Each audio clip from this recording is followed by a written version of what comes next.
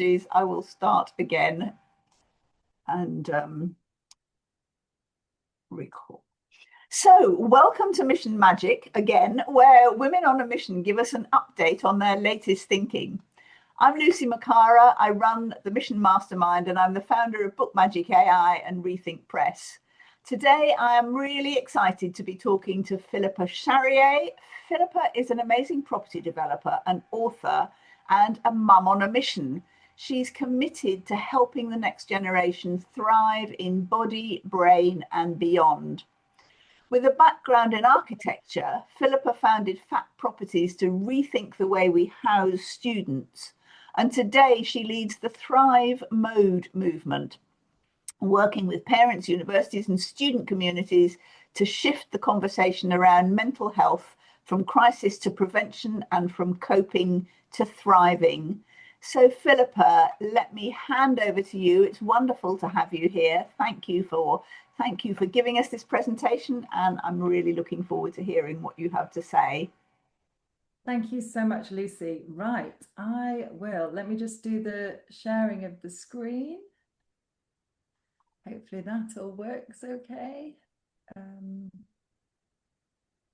There we are. Can everyone see that? Fantastic. Yes, everyone can see that. Brilliant. I can anyway. Thank you so much, everybody, for taking the time out of your busy schedules to be here today. What I would encourage you to do, if you can, is to stand up. Turn your video off, stand up if you can. If you're watching this on your mobile phone, then please just walk around. Just move as much as possible. We spend too much of our time sitting down. And I just would really encourage you all to please just move if you can. Just stand, do anything goes, and everything is encouraged. It's great for you, but it's also good for me because you'll remember 20% more of this presentation just by moving while listening. So please move. For those that don't know me, I'm Philippa Charrier. Thanks, Lucy, for introducing me. I'm a mum on a mission to rethink student wellbeing and to spark a new movement. One that doesn't just respond to crisis, but to help prevent it entirely. Right now, somewhere in the UK, a straight-A student is Googling how to end her life. She hasn't told anyone, but she's slipping academically, emotionally, and physically. And her family and friends will only know when it's too late. So who am I? I'm not a psychologist. I didn't train to be a doctor. I trained to be an architect. For years, I worked all over the world on award-winning urban regeneration projects, designing environments that shape how people live, move, and feel. 12 years ago, I founded Fat Properties, an award-winning student accommodation company using design as a tool to support well-being. Yes, I'm a property developer and a landlord, and nearly a two-time author, Design for Wellbeing and Student Thrive Mode, which will be published in September. But above all, I'm a mum of three, and I'm someone who's spent years listening to students, learning from experts, studying neuroscience, psychology, ancient wisdom in search of real answers. And why have I been doing all this? Because I've watched a generation quietly falling apart behind closed doors. These students are not lazy, they are not broken. They are just overwhelmed, under-supported, and out of sync with the world that we've built around them. I didn't ever set out to write one book or even two. I set out to solve a problem I saw too many young people facing alone. We keep telling young people, university will be the best years of your life. And for some it is, but for many it isn't. And we can't fix what we don't face. Here are the stats. 1 in 3 university students will experience clinical levels of anxiety or depression during their degree. That's 1 in 3. 1 in 4 have seriously considered suicide in the past year. 1 in 4, that is just shocking. 9 in 10 say education is their biggest source of anxiety. 2/3 feel lonely, with 1 in 5 saying they don't have a single close friend. 1 in 5 don't have a single close friend. Prescriptions for antidepressants among 18 to 24-year-olds have doubled in the last decade, and only 4% of university students say they have good mental well-being. Behind every single stat is a young person waking up with dread, scrolling to escape, struggling silently, unheard, unseen, and unsupported. And this isn't just a phase, it's getting worse. Mental health conditions among undergraduates are now 5 times higher than they were 10 years ago. We talk about resilience, but how can students build it when we're not setting them up to do so? From a young age, we hand them a smartphone instead of space, Wi-Fi instead of wisdom, and hope they'll somehow grow up knowing how to cope. We give them access to the entire world while disconnecting them from their own. By the time they reach university, many have spent a decade learning how to swipe, scroll, self-compare, but not how to rest, not how to self-regulate, not how to reach out when things fall apart. We glamorize independence, hand them a loan and a laptop, and expect them to go and figure it out. Too often I hear people say, but they're only students, they just need to toughen up. We manage without help. But the world is not the same, and neither is the university experience. This generation of students is the first to grow up without ever knowing life before the internet, raised on front-facing cameras and filtered perfection, where self-worth was shaped in public and measured in pixels. They've grown up in a culture of comparison, distraction, and perfectionism, under constant pressure to perform, achieve, and to appear fine. They're navigating a world their parents never had to survive. Phones that steal their sleep with blue light, late night scrolling, and endless dopamine hits. Ultra-processed foods sold as convenience, stripping their brains of the nutrients they desperately need, delivered 24/7 to their sofas at a tap of a button. Online lectures and Zoom tutorials, replacing real connection with digital fatigue. Studio flats and ensuite rooms sold as private luxury, but often breeding deep loneliness. A culture of digital comparison where filtered perfection is the baseline and no one ever feels enough. £1 billion AI systems designed to hijack their attention, keeping them hooked on TikTok, YouTube, Netflix, Instagram, Facebook, the infinite scroll. Movement replaced by screen time. Nature replaced by noise. We built them a world of 24/7 access, but forgot to build in rest, rhythm, and real relationships. We gave them unlimited content, but took away the anchors that keep us human. They're not weaker, they're not failing, they're simply trying to function in an environment that's working against them every minute of every single day. And it's no wonder so many are struggling. Where students live also matters, but too often we're building for efficiency, not for well-being.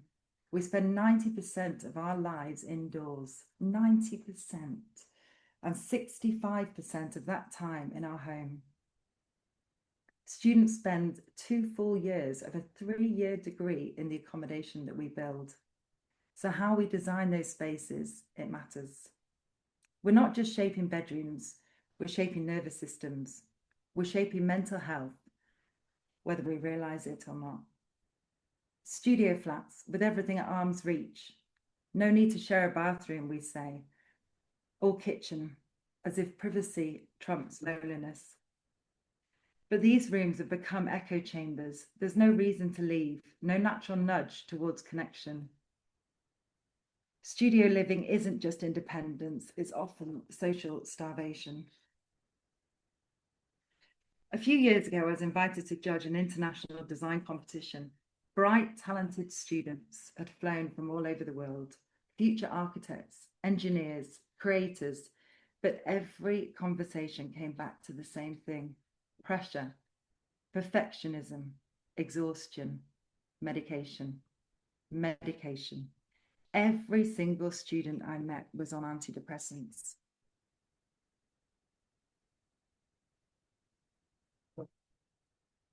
And what struck me wasn't just a number, it was how normalized it had become.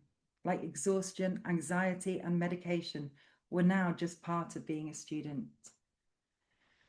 One student pulled me aside and told me about someone who used to live in their building.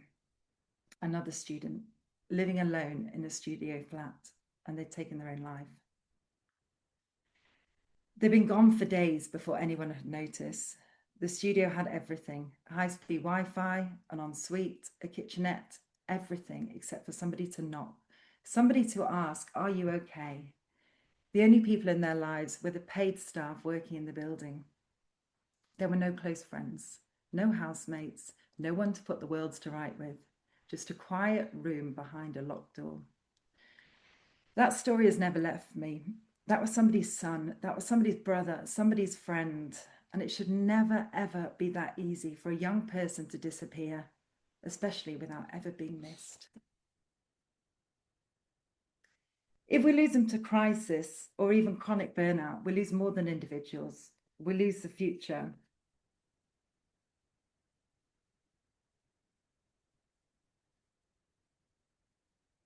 Sorry.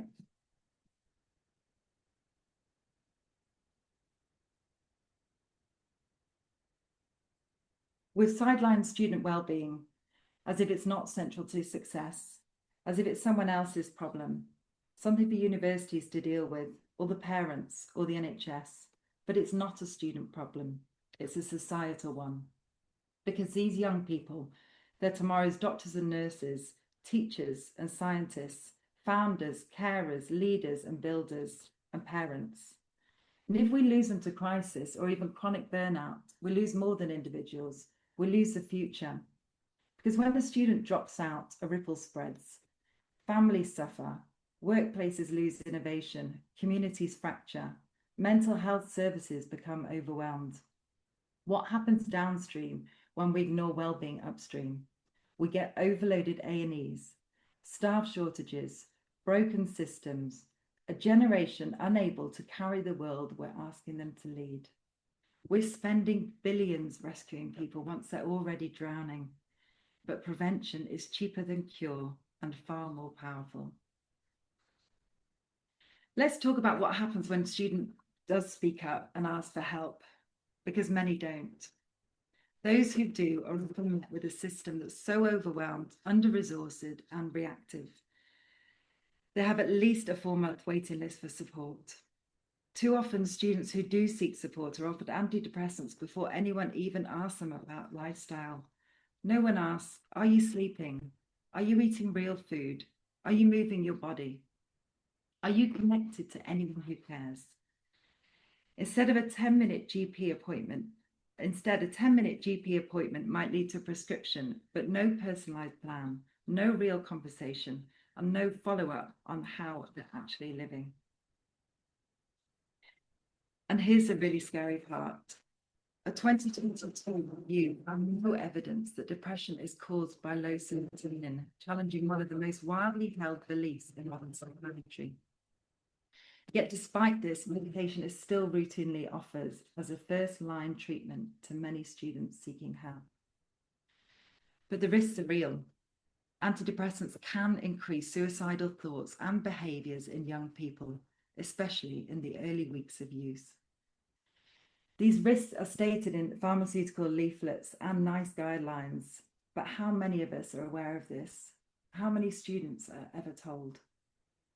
Long-term use can lead to emotional numbness, dependency, and withdrawal symptoms, which often get mistaken for relapse, therefore leading to higher doses.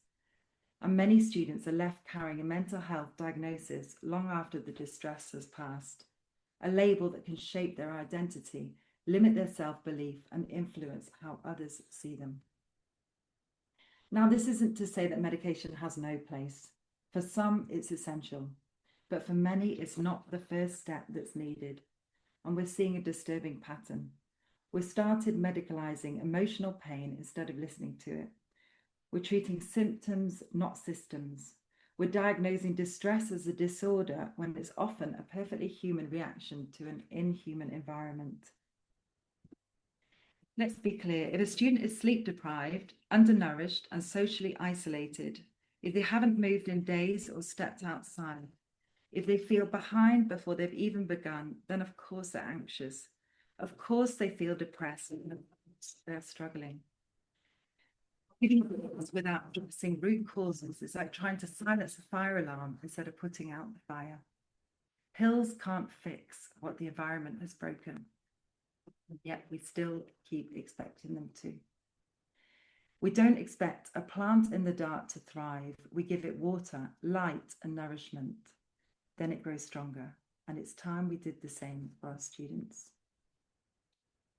Feeling overwhelmed in a massive life transition isn't a disorder, it's a signal. But we've created a system that turns distress into diagnosis and hands out pills instead of tools. Let's zoom out for a moment.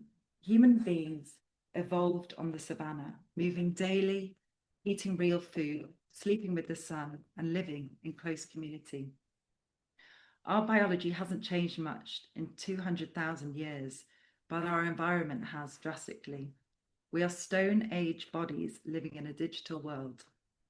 Our students are navigating constant deadlines, artificial light, processed food, 24/7 alerts, no rhythm, no rest, no roots. And we wonder why we're dysregulated. This isn't a problem that we can medicate our way out of. And just in case you're in any doubt at all, if medication worked alone, the stats would not be getting this.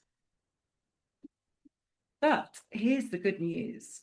In the past few years, I've immersed myself in this space, reading the research, listening to students, and learning from every single angle I could, from trauma therapists and neuroscientists to GPs, sleep experts, functional medicine doctors, psychologists, behavioral scientists, and even ancient wisdom traditions.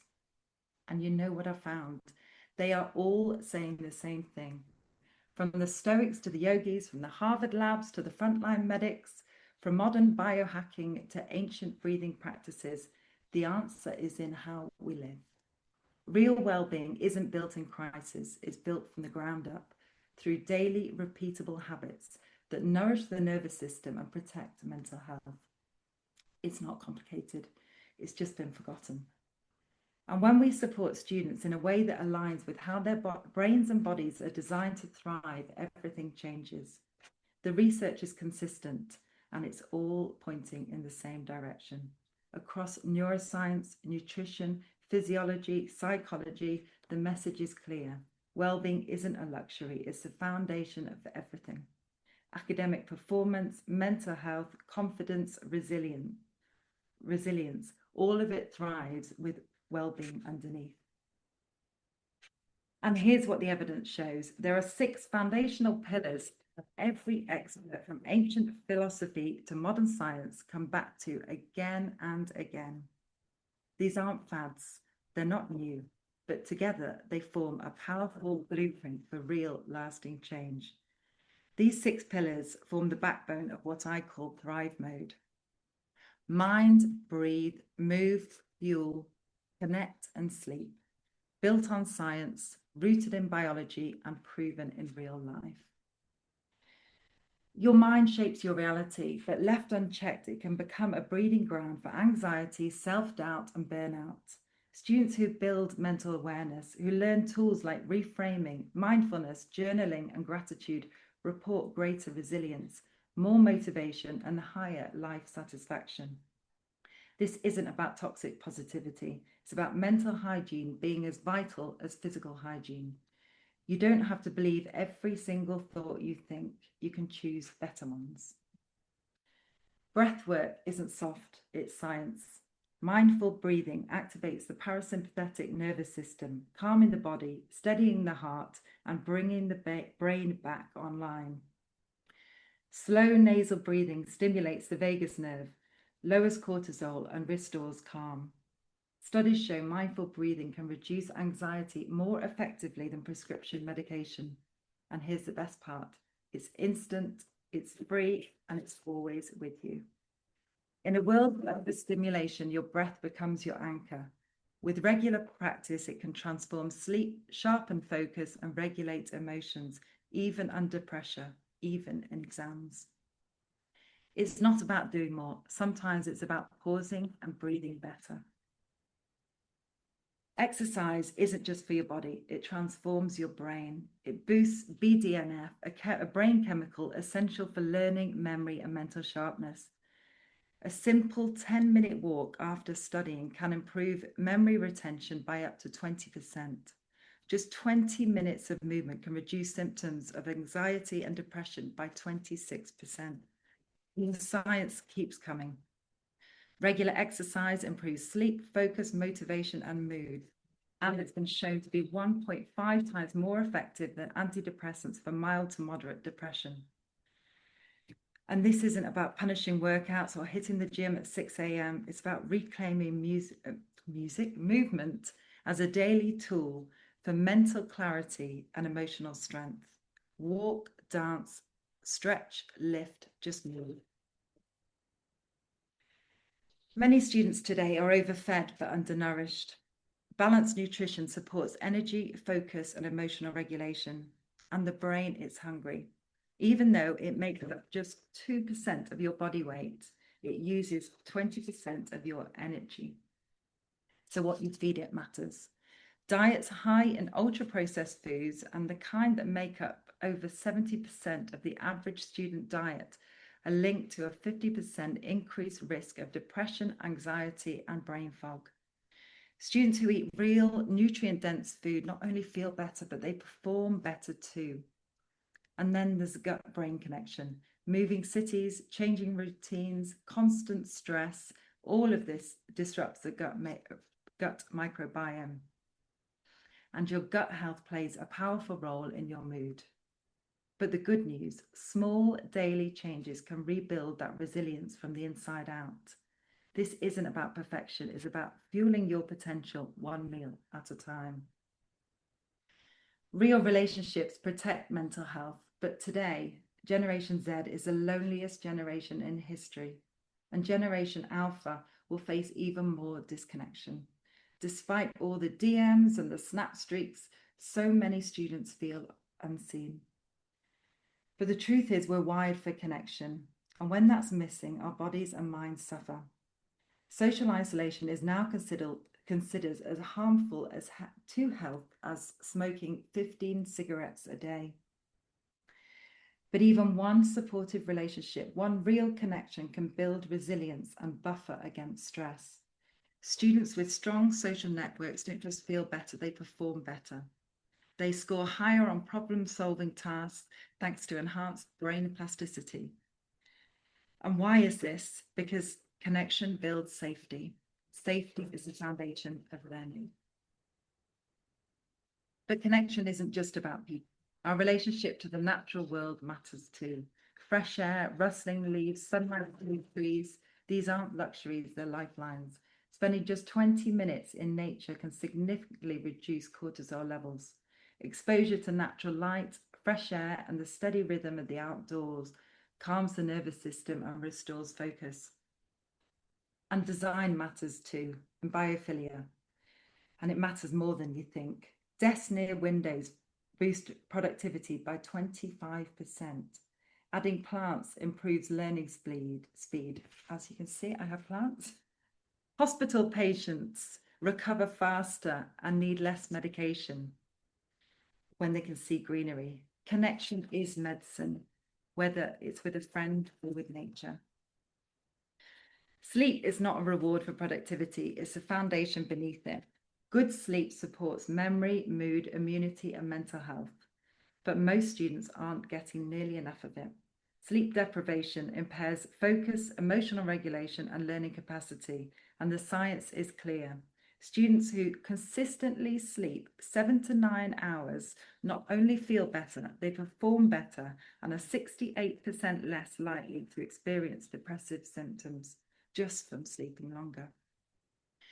During deep sleep, the brain literally cleans itself, processing memories, repairing cells, and flushing out stress chemicals. This is when the resilience is restored, when the nervous system recalibrates, when the mind gets quiet enough to recover. Sleep is not a luxury, it's a leadership tool. And we need to stop glorifying exhaustion like it's a badge of honor. Students don't need more hustle, they need more rest. Lifestyle interventions often outperform pharmaceuticals, but we really rarely give them a chance. And yet we're spending billions and billions rescuing people once they're already drowning, instead of teaching students how to swim. This isn't about weakness, it's about biology, it's about basic human needs, and it's about a system that is completely misaligned with how people, especially young people, thrive. What if we stopped firefighting crisis and started embedding prevention? Wellbeing isn't a distraction from success, it's the foundation of it. Students who have adapted these habits don't just feel better, they do better. They get to achieve higher grades. They're more motivated, more creative, and more engaged. And they go on to achieve more, not despite of prioritizing their well-being, but because of it. This isn't about fixing students. It's about removing the blocks that stop them from becoming who they already have the potential to be. So where do we go from here? If we know that well-being drives performance, if we know that mental health is shaped by daily inputs, not just diagnosis, then we need a new model, one that puts lifestyle, connection, and the nervous system at the center. And this is why I've created Thrive Mode, a simple science-backed framework designed to help students build lives that support their bodies, brains, and full potential. It's not about perfection, it's about daily doable actions that stack up over time. Because small habits repeated consistently change everything. Thriving students don't just rely on intelligence or motivation. They train their brain for focus and mental resilience. They master their breath for calm and focus. They unlock energy, focus, and strength through movement. They nourish their body and mind for peak performance. They foster meaningful relationships for well-being. They reclaim deep rest as their superpower. These 6 pillars are just as effective and often more so than medication for reducing stress, anxiety, and depression, while also enhancing focus, energy, and overall well-being. And why is that? Because they work with their biology and not against it. These 6 pillars form the foundation of a new way of living, one that doesn't just protect mental health, but actively builds it. And it's not reserved for the lucky few. It's teachable, learnable, and repeatable. Every student deserves to know this, and every university can be part of this change. And the best thing of all of this, each habit, every single habit doesn't cost a thing. Students don't need more pressure.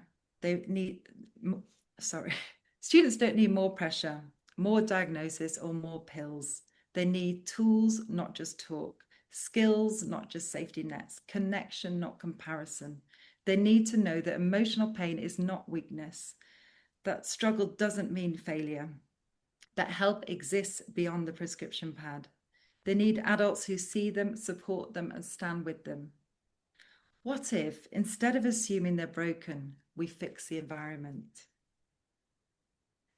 When students thrive, everybody benefits. Families feel hopeful, staff feel engaged, GPs can focus on care and not crisis.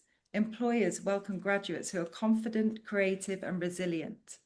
Universities see higher engagement, stronger communities, and better outcomes. This isn't just a student issue, it's a collective opportunity. Because when we prioritise well-being, we don't just prevent burnout, we unlock potential. We create a generation that is not just surviving university, but leaving it ready to lead, to innovate, to contribute.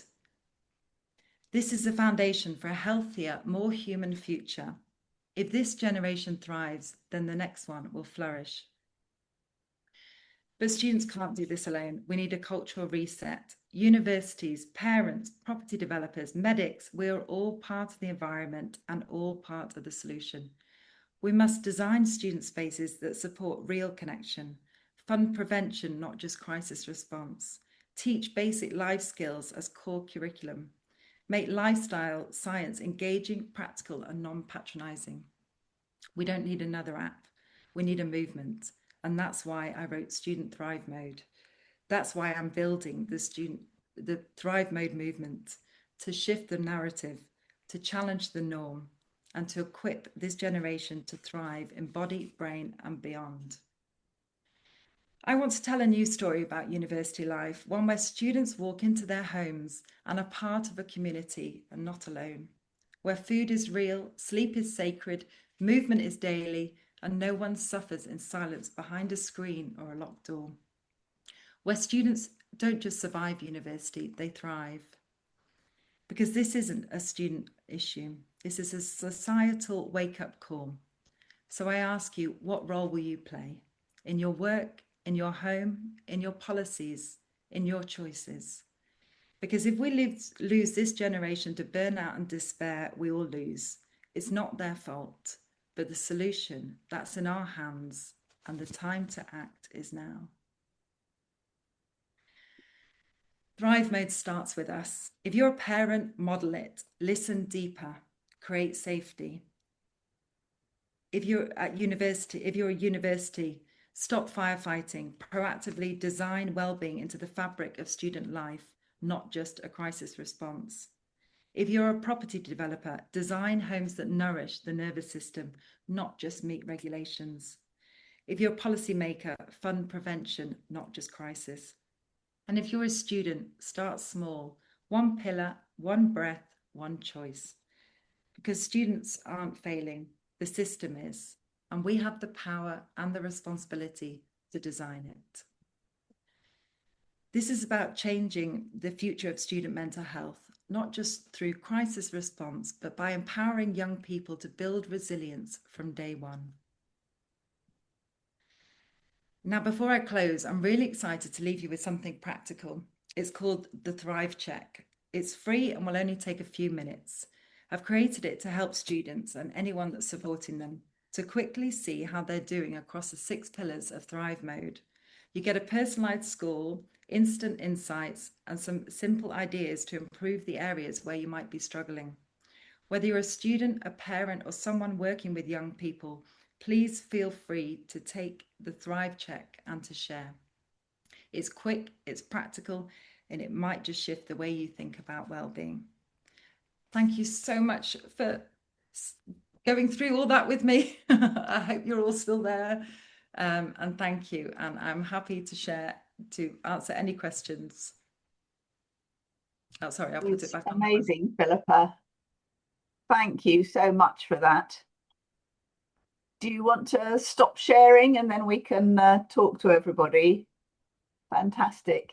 There we are. Have you? So Oh my that goodness. was really, That was both shocking and thought-provoking. And I think everybody was really moved by a lot of your statistics. So the first question I've got is from Annette, who asks, can I ask where you got those statistics from, please? It would be excellent for a workshop that she's delivering on well-being. I don't know if you've got a quick answer to that or whether... Absolutely. If you contact me on LinkedIn, I've got everything. I've got all the stats. They're all in my book. So they're all linked. Everything's in there. So yeah, please contact me on LinkedIn or anywhere else, and I will share the stats with you, which are just absolute. I mean, if you think about those stats and you actually just think, I mean, it's just horrific that we're here now and we're having to deal with this. And I never set out to write these books. I didn't want to. I didn't set out, my background's in architecture, but I just couldn't keep quiet any longer of what I was seeing and how things are changing in the last 12 years that I've been a landlord, really, and property developer of student spaces. That's extraordinary. So just some comments in the chat. Michaela says, I'm currently supporting a student who is on Xanax and has taken 2 overdoses in the last 4 weeks. Antidepressants are not a magical fix. I don't imagine you've got a solution to that, Philippa, but I mean, that's a terrible indictment of what's going on. And Michaela also asked, do universities differ in terms of what health and wellness programs and opportunities they provide? Absolutely. Yeah. I mean, it's completely different through different. I mean, this is a global issue. This isn't just a UK issue, which is horrifying. And they do every university. There's a university, the student minds have got a university mental health charter. So that's brilliant, and universities can sign up for that. But that's very much a top-down approach. This is very much a bottom-up approach, which is what I'm doing. I'm just wanting to get to the students and actually start, through the book, they can see these tools. Everything's shared in the book. Fantastic. So Veronica and Annette both say amazing, thank you. And Veronica asks, how can a coach get involved to help? Good question. Send me an email. Let's talk. I mean, I've where I'm up to now. My background, as I've already said, I'm a property developer. This is my mission. I'm a mum on a mission that, I'm a mum of 3 and I want to get this sorted. If we can all work together to do this, I can't do this on my own. Universities can't do this on their own. We all need to work together and see what we can do. And everybody, just the awareness of it all. I said in the presentation, this is, students seem to they don't get the recognition, they don't get everybody sort of says, oh, they're only students, students just drink, they just, they all sleep all day, all this. But it's just so not true, and they're just underrepresented, and somebody just needs to, this is why I'm talking about it, because nobody talks about it. I don't hear anybody talking about it. Property developers, we're not, as a collective, property developers aren't really involved in this. So, the first book we wrote was all about design for wellbeing, designing spaces that impact your wellbeing. And that was really to sort of just share the message to other property developers and to universities about what they could do to design student accommodation better. So Jean says, great presentation, Philippa. This is Jean Gibson, and shocking statistics. What are you offering to help parents implement the changes needed? And she says, what about neurodivergent young people? This isn't a one-size-fits-all approach. This deals with every single student. These are all fundamental, all very, the mind, all the pillars can be used by every single person and improve everybody's health. And sorry, what was the other one? What we're doing with parents? Parents, yes, absolutely. The book was really my book is written for students, but whether the students will buy the book is another thing. This is really for the parents. This book is written for the parents so that they can take it, they can read it, and they can share it with the students, their children. I mean, when I first started thinking about writing the book, the parents are the people that I want to get to. They are the people, but then, it's how anybody gets hold of this information. It's just raising awareness of it. The parents, this will help. All the Thrive Mode will help parents, will help students, will help everybody. So hopefully it'll impact everybody. That's great. And Mary Gregory asks, who are the strategic partners you could work with that would help maximize your impact? I'm thinking that it isn't a big selling point for the university itself to be ensuring student well-being. So is there an option to partner with them? Absolutely. I've been before, I've contacted, I know Glyn's here, so thank you, Glyn, from Lancaster University. I have been emailing everybody under the sun, contacting them. This is now, I've been hidden away for 2 years writing this book, and I've just been head down. Now's my time to get out there and start talking about it and to sort of really open everybody's eyes to it. The book's going to be released in September, which is great. And, I just really want to share all the stats, share the information, and to work with anybody. If I can help anybody, then absolutely, I'm willing to work with people. So, yeah. Fantastic. So Paula, you've got your hand up. Do you want to ask your question? Yes, thank you. Hi, Philippa. Amazing talk, and so good to hear all the things that you've been up to. And I think you could be so proud of this. I can remember when you had that, if it's the same one, that life-changing moment where you heard about the European students and what they were going through. I remember, like, a social pitch you did at the time, it was so powerful, the fact that that's rocked you to your core and you've spent all of this time doing this work. And I just wanted to say, so I wanted to basically congratulate you rather than ask a question per se, but also I found it very telling that you said that your 6 pillars are all free, and that suggests to me why that it's an underserved solution, and because there's a lot of synergy and similarities to the project that I'm working on as well, and it's the same sort of thing, especially the breath work, and because it's free solutions, then people like, if it doesn't pay someone pay a team to administer them, then that's where there's been this problem.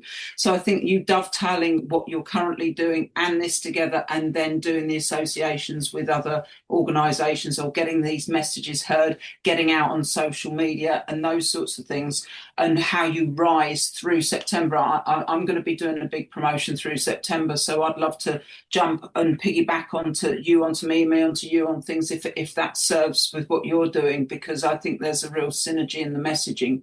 And it's also because of the different training I've known you've had, I know that you're going to be someone who can run with this and make this happen, especially as you've got 3 children of your own and you want to have this system serving and working for them. So I just want to take my hat off to you, Philippa, and say congratulations. It's a very powerful thing that you're doing, and like you say, it's a global problem, but because of we've got this tech problem, but the tech can also serve the solutions, because people with tech can hear your message, and I just want to congratulate you. So.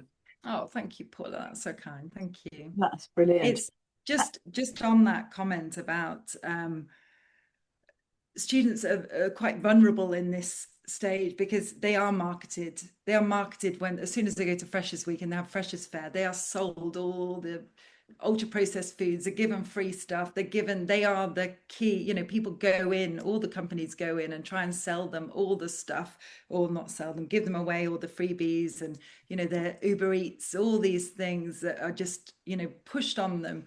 So it is a hard thing. They're not being marketed all this breath work and all these free things, like you say, Paula. Yeah, that's a really good point. I wanted to ask you, Philippa, on the sort of, particularly on the loneliness and the support areas. You said this was an international problem with students all around the world, but the UK is well, certainly England. I don't actually know about Wales or Scotland, but our system is for students to go and find universities away from home mostly. It's unusual for them, well, mostly for them to find the university place in their own town or locally to them. I mean, for instance, in Australia, people are much more likely to apply to their local university, and so they either stay living with their parents or in their own community. And I wondered whether there's something wrong with our system in sort of. I mean, in one way, it's very exciting for people to be able to leave home and go off and, often go to maybe bigger cities or something. But is there something not right with our system about kind of pushing students away from their homes? I don't think they do. I think a lot more students are staying at home because of the financial crisis. That they can't afford to pay for accommodation far away from home. So a lot of them are now living at home. And again, that causes problems. People are going away, they've not got the support network still. The loneliness thing is huge. There are a lot of parents that, especially with international students that we see, they want to create this beautiful, they want students to live. We have it with UK students as well. a lot of parents think they're doing the best for their children by giving them or paying for them to have this most incredible accommodation that looks brilliant. You know, you've got your own space, you can lock the door and you don't have to see anyone else, you don't have to share a toilet with anyone else, you don't have to share a kitchen with anyone else, you make the mess, you clean up after it. But what happens then, obviously, is what I've been talking about, is that they are completely isolated. They don't have an opportunity to meet anyone else. And if they do have an opportunity to meet someone else, then it's in a large communal space where it's for 200 people living in a block of studios. And it takes a certain person to be able to go into a space like a big communal space. I wouldn't be happy doing it, to actually go and talk to somebody. And you're not going to go there in your pajamas and your slippers and going to sort of like go and sit and have a cup of tea. So it's very much put your makeup on, you put your clothes on, you go out and you go into the communal space. And what we really need to sort of just break it down again is just to create these small communal spaces that are for 6 people or so, where, you know, you're nudging people out of their rooms, out of their bedrooms, to go to the toilet, to go to the kitchen so they can make a cup of tea and chat to somebody. And it's those chance meetings on the corridor, on anywhere, that we get this community. So it's just embedding that into developments, into universities, so that we are facilitating communities and, you know, people to chat to each other and to meet each other.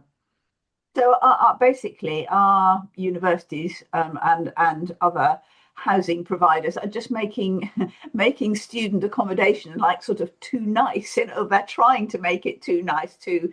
Don't get me wrong. Some people are doing this brilliantly, but other people are not, and they can get away with it as well, which is a real problem. There's a lot of levels, a lot of differences, but they're just fundamentals, and these 6 pillars are the fundamentals. You know, if we can connect people, if we can design kitchens. This is all in the first book, the Design for Wellbeing book. We can design kitchens that can nudge people to eat healthier. We can design toilets and spaces and bedrooms so that they are more productive. The students are more productive. They're going to learn faster. They're going to learn quicker. They're going to retain information more. We can design spaces so that people could be more active. So it's all just cleverly designed. It's not hard work. It's not, you know, it's just spending more time thinking about how people are going to use the space and think that they're people rather than the money, anything else. It's just how people are going to use these spaces and how we can do it for their well-being. Yeah, but there's sort of, I kind of feel there's something about over sanitizing student accommodation. I mean, when I think of mine or my son's kind of happy days, student days, I mean, I think we all started in hall, in university hall the first year, and it wasn't, I mean, my sons are in their 40s now, so I mean, all of this is a very long time ago. But you know, it wasn't luxurious. Nobody had their own bathrooms, and you had to go and you had to go and use the shared kitchen if you were going to cook indoors, and you had to eat in the hall if you were going to eat. And then that was the first year, and in the second year, you'd made some friends, and you'd get a student house together. And there's a kind of horrible joy in the messiness and the dirtiness and the the mess and negotiating who was going to tidy up and who didn't, kind of thing in the shared student house. And is that not happening anymore? It is still happening. It's happening with our houses and other people doing it. You know, it's brilliant, but you can combine. They don't all have to be awful. You know, we can combine really well designed accommodation so that it's got the social spaces. A lot of the HMOs, a lot of the, there's both sides with purpose-built student accommodation and the HMOs, the standard, the typical, what we're used to in the olden days. They can both be designed well. Now, a lot of the HMOs, they're losing the social spaces because obviously you can get another bedroom out of that. So they're prioritizing the returns, the bedrooms on that, so that, the students don't have social spaces, don't have much social spaces. What we do in ours, and what I would recommend, is that you have to create the social spaces. Everybody needs social spaces to come together out of their bedrooms. It's not just a tick box exercise that we've got this, so let's tick it. It's actually, you've really got to think about how people are living in these spaces, because they are, and we're spending 65% of our time in our homes, and if you convert that, that's 2 years of a 3-year course in your home. So how we design it is super important.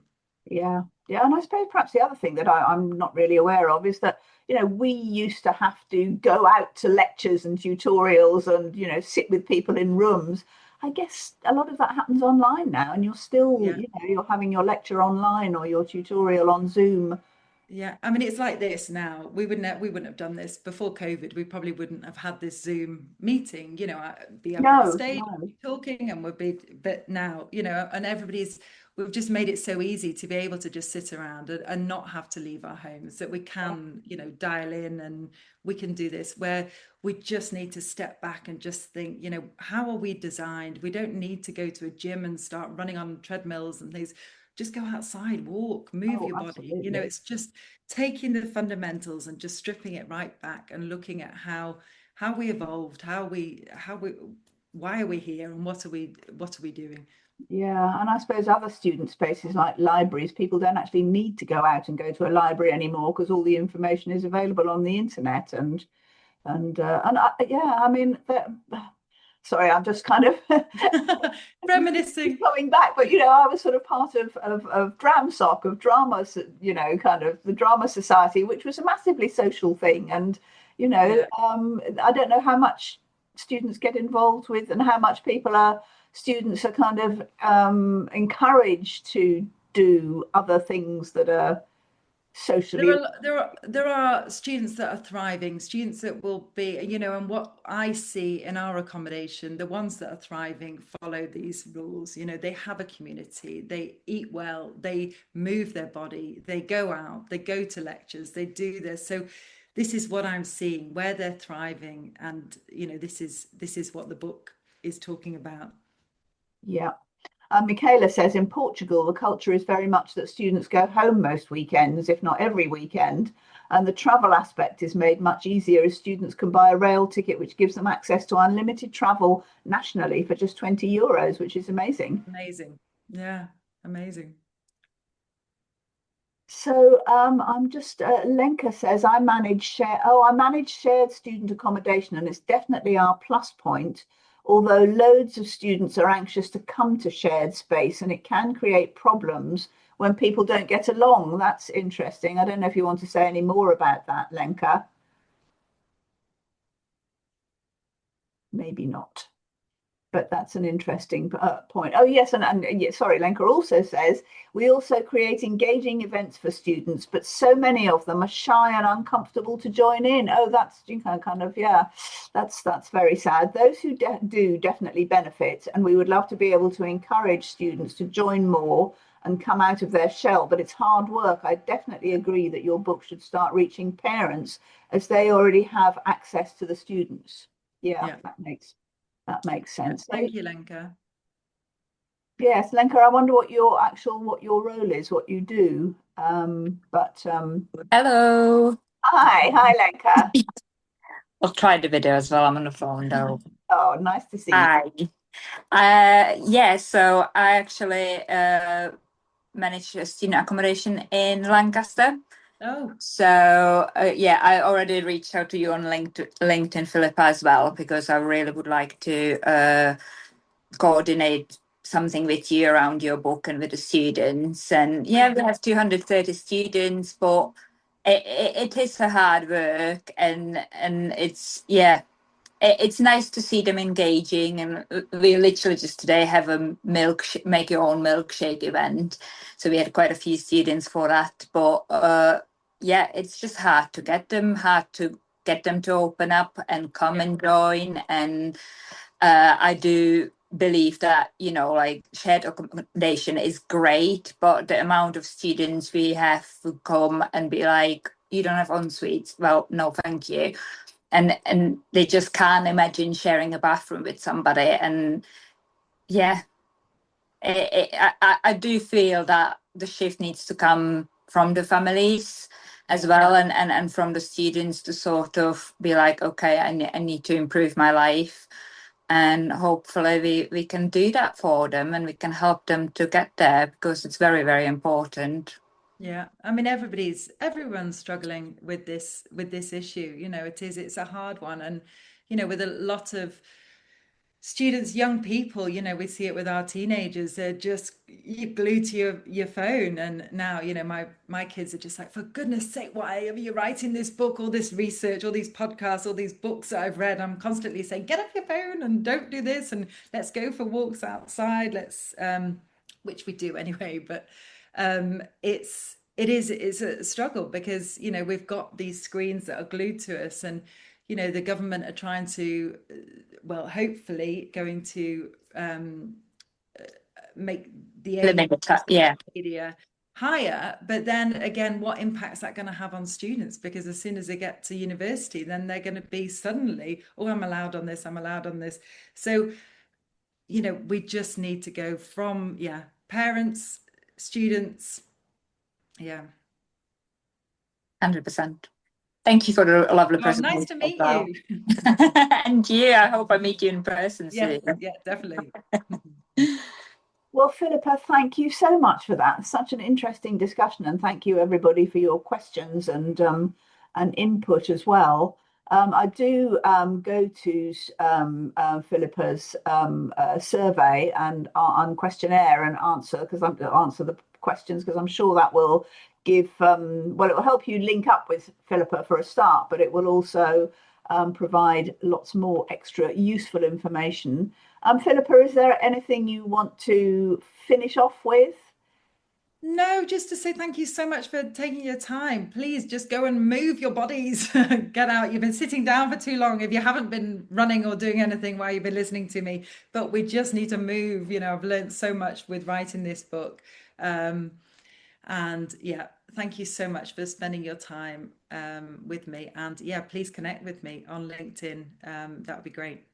Well, thank you. Or anywhere else that you can find me. Yeah, no, I'm sure, you know, we'll put the links when we post this. And thank you very much, Philippa, again, for a wonderful presentation. Very, very thought-provoking. And yeah, we all need to think about how we can make things better in this area. Very important. Yeah. Thank you. Thanks, everybody. See you soon. Bye. Bye.